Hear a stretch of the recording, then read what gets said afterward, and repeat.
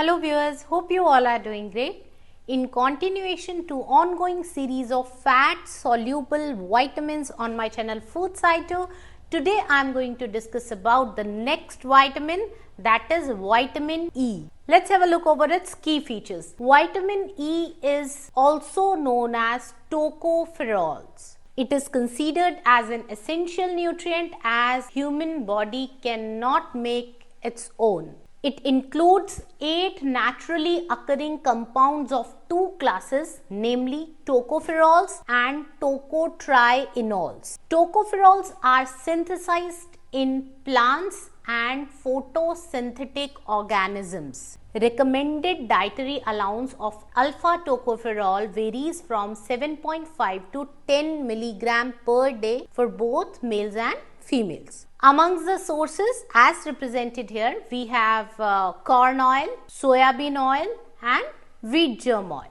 Talking about its structure, vitamin E is a derivative of 6-hydroxychromane ring along with phytyl side chain. The isomers of 4 tocopherols and 4 tocotrienols are homologues, which are designated as alpha, beta, gamma and delta. This nomenclature is based on the number and position of methyl groups on the chromane ring.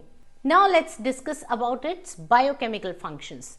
As we all know, it's a natural antioxidant. That is, vitamin E possesses an antioxidant property, especially in cell membranes, thereby preventing oxidation of membrane lipids. Also, vitamin E acts as an anti-aging molecule. That is, it reduces the oxidative stress in the cells. In addition to that, vitamin E also helps to reduce the risk of cardiovascular diseases, and it is also essential for normal reproduction.